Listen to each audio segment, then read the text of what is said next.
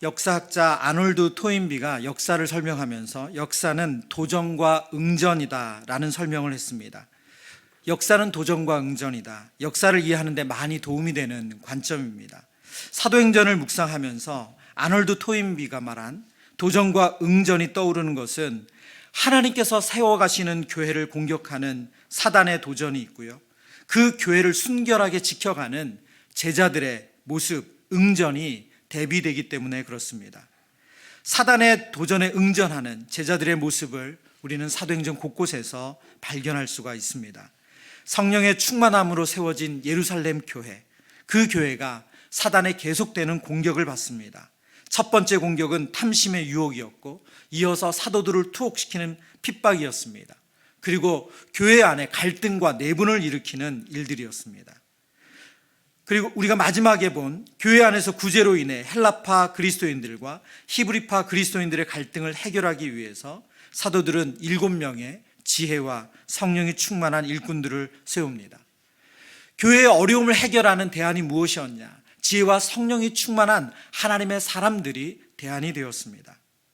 그러나 오늘 본문을 보면 성경이 그 7 집사님들, 특별히 오늘 본문의 스데반 집사님, 그 다음에 이제 빌립 집사님이 나오는데, 그 7 사람의 집사들이 어떻게 구제를 도왔으며 어떻게 갈등을 해결했는가, 그것을 보여주는 것이 아닙니다. 그들 또한 하나님께서 교회에 맡기신 가장 본질적인 사명, 곧 복음을 증거하는 일에 온전히 헌신된 제자였다는 것을 오늘 성경이 보여주고 있습니다. 오늘 본문 8절 9절의 말씀인데요, 스데반이 은혜와 권능이 충만하여 큰 기사와 표적을 민간에 행하니 이른바 자유민들, 즉 구레네인과 알렉산드리아인 길리기아와 아시아에서 온 사람들의 회당에서 어떤 자들이 일어나 스데반과 더불어 논쟁할세. 이 본문에 보면 스데반은 사도들이 했던 것과 똑같은 기적과 이사를 일으키고 있습니다. 은혜와 권능이 충만하여 큰 기사와 표적을 민간에 행했다고 말합니다. 큰 기사와 표적을 민간에 행했다는 이 표현은 사도들에게 사도행전에서 주로 사용하는 표현이었습니다. 동일한 능력과 은혜가 스데반을 통해서 일어났음을 성경이 말씀하고 있습니다. 뿐만 아니라 오늘 본문 6장과 7장에 이어지는 스데반의 사역은 예수님의 사역을 그대로 본받았음을 보여줍니다. 스데반이 공회에서 신문을 받고, 그리고 신문을 받으면서 그가 증언을 하고, 마지막에 죽임을 당하는 장면까지, 그 내용들을 보면 바로 예수님의 죽으심을 연상케 합니다. 오늘 성경은 12명의 사도들뿐만이 아니라 성령의 충만함으로 부름을 받은 모든 성도들이 예수님이 걸어가신 그 십자가의 길을 걸어가고 있음을 우리에게 증언해 주고 있는 것입니다. 훗날의 로마서에서 바울이 그래서 이렇게 고백합니다. 로마서 14장 7절 8절, 우리 중에 누구든지 자기를 위하여 사는 자가 없고 자기를 위하여 죽는 자도 없도다. 우리가 살아도 주를 위하여 살고 죽어도 주를 위하여 죽나니 그러므로 사나 죽으나 우리가 주의 것이로다. 여러분, 사도행전 6장과 7장을 묵상하면, 스데반 집사님을 묵상해 보면 오늘 로마서 14장의 사도 바울이 누구도 자기를 위하여 사는 자가 없고 자기를 위하여 죽는 자가 없도다. 우리가 사나 죽으나 주를 위하여 산다고 고백하는 이 내용이 바로 스데반 집사님의 삶임을 우리가 알 수가 있습니다. 저는 이 말씀을 묵상하다 그런 생각이 들었어요. 우리 뒤에서도 나오겠지만 사울은 스데반이 죽는 것에 증인이 된 사람입니다. 예수님의 제자로 온전히 산 그 스데반 집사님을 죽이는데 함께 동참했던 사람입니다. 그런 그가 로마서에서 누구도 자기를 위하여 사는 자가 없고 자기를 위하여 죽는 자가 없도다, 이 믿음을 고백할 때 그가 가장 처음 목격한 바로 스데반 집사님, 그분을 생각하지 않았을까, 이런 묵상을 해봤습니다. 오늘 하나님께서 예수의 길을 따르는, 십자가의 길을 따르는 우리 스데반 집사님의 그 모습을 통해서 우리가 어떻게 동일하게 주님이 걸어가신 그 길을 따라가야 하는지 그 모습을 본받기를 원합니다. 첫 번째 모습은 억울한 누명으로 고소를 당하는 것입니다. 10절 11절 말씀, 스데반이 지혜와 성령으로 말함을 그들이 능히 당하지 못하여 사람들을 매수하여 말하게 하되 이 사람이 모세와 하나님을 모독하는 말을 하는 것을 우리가 들었노라 하게 하고. 지금 성령의 충만함으로 스데반이 복음을 증거하는데 헬라어를 쓰는 유대인들이 모이는 회당에서 스데반이 복음을 전했다고 오늘 성경이 말하고 있습니다. 그런데 그들이 스데반이 전하는 그 복음에 반박하고 싶은데 반박할 수가 없는 거예요. 그러니까 능히 모든 말로 그들을 이깁니다. 바로 이제 우리가 다음 주에 7장의 스데반의 설교를 우리가 함께 묵상할 텐데 그 설교가 얼마나 구약 성경의 근거에서 탄탄한지 모릅니다. 스데반이 전하는 그 복음에 누구도 그를 반박할 수가 없었습니다. 그래서 그들이 거짓 사람들을 매수해서 거짓 증언을 가지고 그들을 고소합니다. 오늘 헬라어 본문에 보면 들었다라는 단어를 현재 완료 시제로 표기합니다. 이것은 들은 것으로 끝나는 것이 아니라 확실하게 들어서 분명히 알고 있다는 점을 부각시킬 때 현재 완료 시제를 쓰거든요. 그러니까 지금도 계속 그것을 기억하고 있다, 그런 뜻을 쓸 때 쓰는 거예요. 그런데 앞에 있는 내용을 본다면 그 사람들은 매수된 사람들이에요. 그러니까 실제로 그걸 본 적이 없어요. 돈을 주고 산 사람들이죠. 그래서 돈을 준 사람들이 그들의 입에 거짓말을 넣어준 사람들이잖아요. 그럼에도 불구하고 그들이 그렇게 거짓말로 스데반을 고소했음을 말합니다. 그러면 스데반을 고소된 이유가 뭔가? 13절 14절에 이렇게 말하고 있습니다. 거짓 증인들을 세우니 이르되 이 사람이 이 거룩한 곳과 율법을 거슬러 말하기를 마지 아니하는도다. 그의 말에 이 나사렛 예수가 이곳을 헐고, 이곳은 예루살렘 성전을 말합니다. 이곳을 헐고 또 모세가 우리에게 전하여 준 규례를 고치겠다 함을 우리가 들었노라 하거늘. 유대인들의 그들의 신앙에 가장 중요한 두 가지가 있습니다. 바로 성전과 율법이에요. 성전과 율법. 그런데 스데반이 뭐라고 말했냐면 바로 나사렛 예수가 성전을 헐어버리겠다고 말했고, 그리고 율법을 훼손시켰다고 말했다는 거예요. 율법 더 이상 쓸모없다, 이런 식으로 말했다는 거죠. 유대인들에게 너무나도 중요한 예루살렘 성전에 대해서, 그리고 율법에 대해서 훼손했다고 거짓 증언으로 스데반을 고소합니다. 예수님께서 성전을 헐라는 말씀은 눈에 보이는 성전을 가리킨 것이 아니라 요한복음에 보면 자신의 육체를 가리킨다고 말씀하셨죠. 요한복음 2장의 말씀인데요.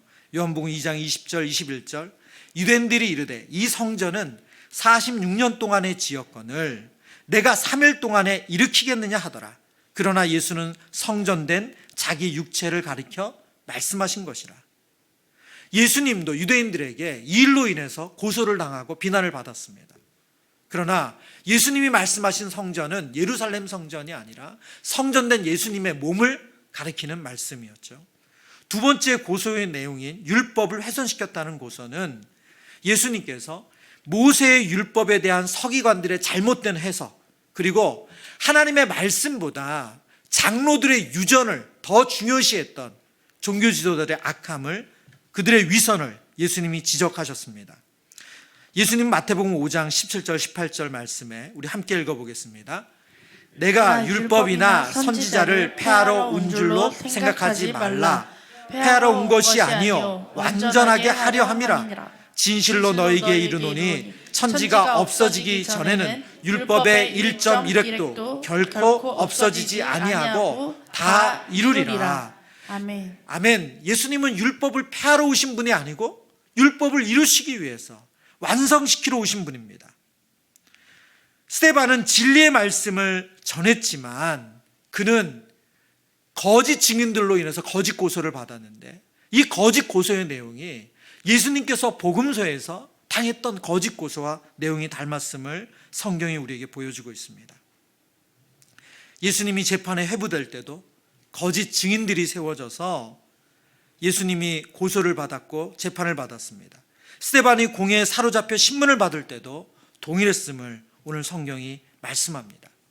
그런데 본문을 읽다 보면 좀 이해가 안 가는 그 문장이 하나가 딱 뜨는데요. 그게 15절 말씀이에요. 전혀 이 분위기가 전혀 안 맞게 이렇게 거짓 증인들이 세워지고 고소를 당하는, 말하자면 분위기가 싸한 이 분위기 속에서 성경은 15절에 이런 내용을 듣습니다. 우리 같이 읽어보겠습니다.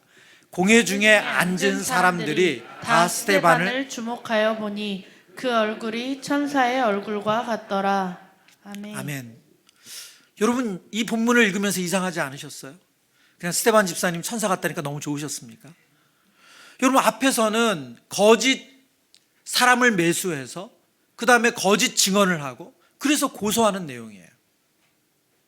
정말 분위기가 험악하죠. 근데 갑자기 15절에서 공회 중에, 사내들인 공회를 말하죠. 공회 중에 앉은 사람들이 다 스데반을 주목하여 보죠. 왜요? 저 인간 나쁜 사람이니까. 그런 마음으로 스데반을 보는 거잖아요.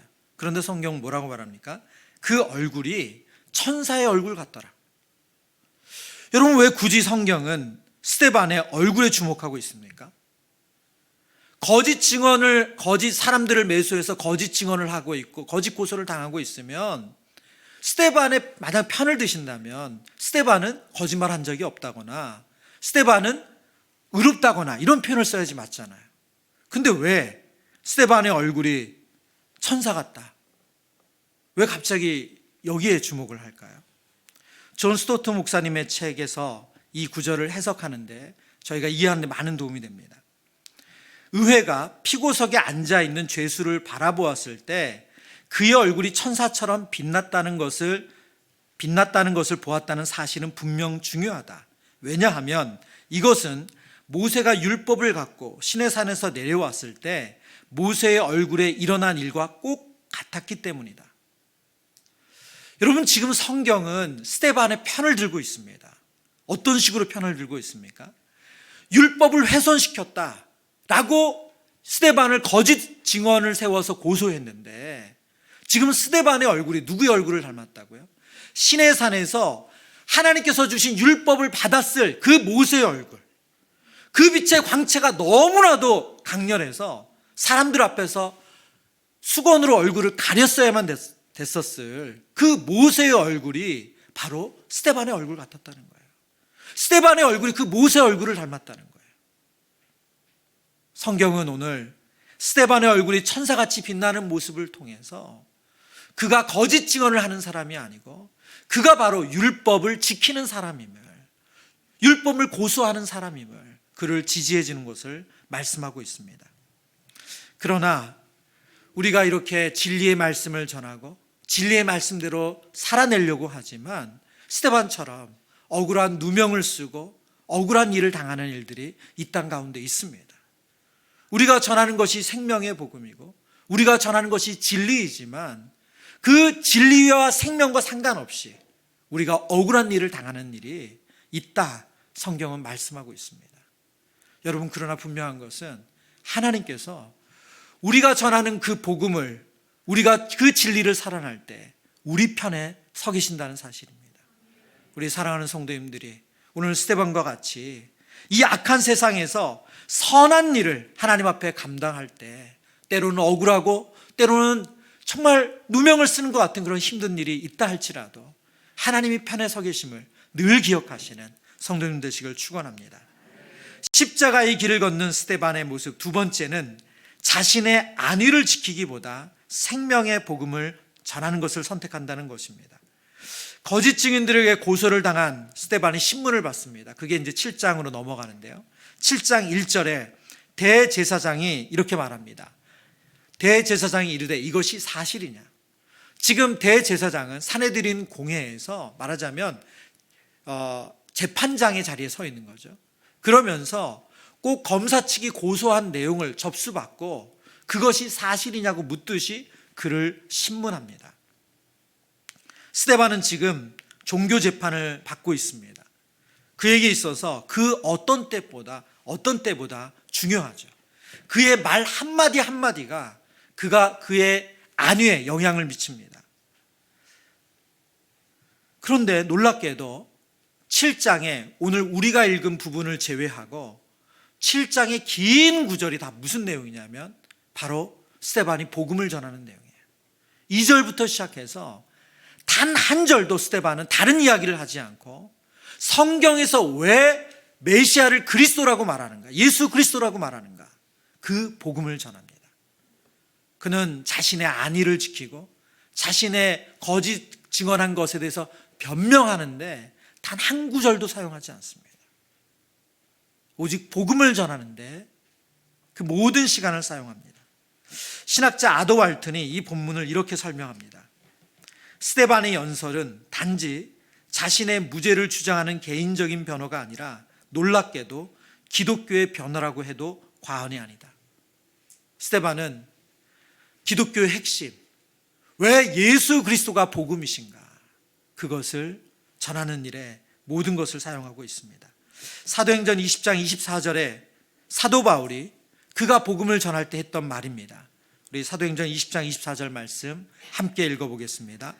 내가 달려갈 길과 주 예수께 받은 사명 곧 하나님의 은혜의 복음을 증언하는 일을 마치려 하면은 나의 생명조차 조금도 귀한 것으로 여기지 아니하노라. 아멘.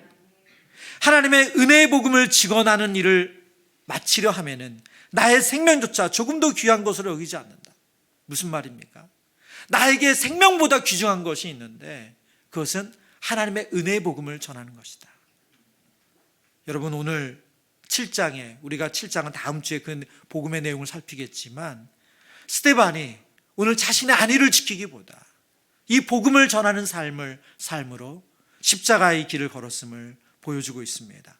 어떻게 이것이 가능합니까? 이 땅의 삶이 영원한 것이 아니고 하나님께서 우리에게 약속하신 그 천국이 영원한 것임을 확신할 때 우리는 이런 삶을 사는 줄 믿습니다. 우리가 이 땅의 삶이 전부가 아님을 기억하고 하나님께서 약속하신 그 나라, 그 천국이 우리에게 반드시 온다는 확신을 가지고 이 복음을 전하는 우리 사랑하는 성도님들 되시길 축원합니다. 우리 마지막으로 십자가의 길을 걷는 스데반의 모습은 사랑과 용서의 복음을 전하는 것을 오늘 성경은 보여줍니다. 59절과 60절의 말씀인데요. 7장.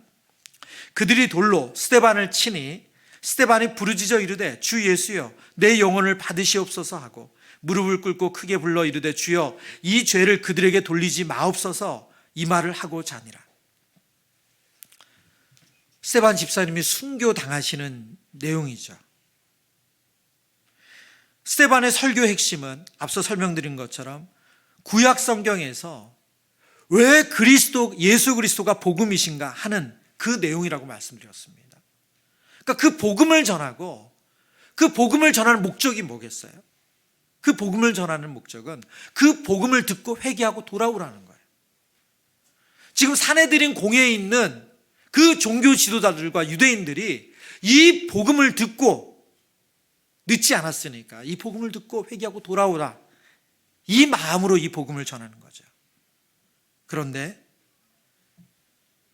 58절에 보면 그들은 귀를 막습니다. 귀를 막고 더 이상 듣지 않으려고 귀를 막고 큰 소리를 지르며 그때부터 스데반을 돌로 치려고 해요. 59절과 60절에서 그런 그들에 의해서 죽어가며 스데반이 했던 말을 오늘 본문이 기록하고 있는데요. 그가 첫 번째 59절에 한 말은 무엇입니까? 주 예수여 내 영혼을 받으시옵소서. 주 예수여 내 영혼을 받으시옵소서. 여러분, 이 장면은 우리에게 누가복음 23장에 예수님의 십자가에서 하셨던 그 말씀을 기억하게 합니다. 23장 46절, 예수께서 큰 소리로 불러 이르시되 아버지 내 영혼을 아버지 손에 부탁하나이다 하고 이 말씀을 하신 후 숨지시니라. 예수님께서 십자가에서 내 영혼을 아버지 손에 부탁하나이다, 그 마지막 말씀을 하시고 숨진 것처럼 지금 스데반은 그 돌에 맞아 죽어가는 그 순간에 주 예수여 내 영혼을 받으시옵소서, 그렇게 동일하게 말씀하고 있습니다. 아버지를 예수로 바꿨을 뿐이죠. 또한 스데반의 죽음을 맞이하는 과정, 그 마지막에 죽어가는 그 과정에서 예수님의 모습을 똑같이 닮은 모습을 또 하나 발견하는데요.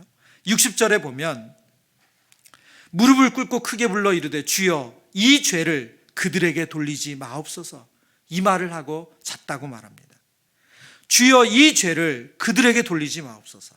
이것은 누가복음 23장 34절에 예수님께서 하셨던 말씀을 그대로 우리에게 기억되게 합니다. 우리 같이 읽어보겠습니다. 이에 예수께서 이르시되 아버지 저들을 사하여 주옵소서. 자기들이 하는 것을 알지 못함이니이다 하시더라. 그들이 그 옷을 나눠 제비 뽑을세. 예수님께서 십자가에서 예수님을 못 박는 이들을 향해서, 예수님을 죽음으로 몰고 가는 이들을 향해서 그들의 죄를 용서해 달라고, 사하여 달라고, 그들은 그들이 무슨 일을 하는지 알지 못한다고 하나님께 용서와 긍휼을 구하는 그 말씀 그대로 지금 스데반 집사님도 똑같이 가장 고통스럽고 인간으로서는 더 이상의 소망이 없는 그 시간에 그들의 죄를 용서해 달라고 기도하고 있습니다. 여러분, 우리가 전하는 복음은 어떤 복음입니까? 우리가 전하는 복음은 복수의 복음이 아닙니다. 우리가 전하는 복음은 저주의 복음이 아닙니다. 우리가 전하는 복음은 사랑의 복음이고 용서의 복음인 줄 믿습니다. 오늘 스데반 집사님의 이 모습, 예수님의 모습을 그대로 본받은 모습임을 보여주고 있습니다. 여러분, 우리가 예수님을 본받는다고 할 때 우리가 걸어가는 길이 바로 이 십자가의 길입니다. 물론 우리가 이 땅에서 편안함을 구할 때가 있습니다. 그리고 안정을 구할 때가 있습니다. 물론 하나님께서는 우리가 늘 고통 가운데 있는 것을 원하는 분이 아니십니다. 그러나 우리가 복음을 전하는 삶을 살 때 때로는 억울한 일을 당할 수 있다는 거예요. 그런다 할지라도 그것을 마땅히 받아 누리는 것이 성도의 삶이라고 말합니다. 그리고 우리의 안위보다 그 복음이 드러나는 것, 그것을 선택하는 것이 제자의 삶이고 성도의 삶이라고 말씀합니다. 그리고 우리가 전하는 복음은 우리가 가지고 있는 힘으로, 우리가 가지고 있는 어떤 권세로 복음을 전하는 것이 아니라 사랑과 용서의 복음을 전하는 것, 그것이 바로 십자가의 길을 걷는 제자의 삶임을 성경이 말씀하고 있습니다. 우리 사랑하는 성도님들이 오늘 스데반 집사님이 보여주신 이 믿음의 본을 동일하게 걸어가시기를 축원합니다.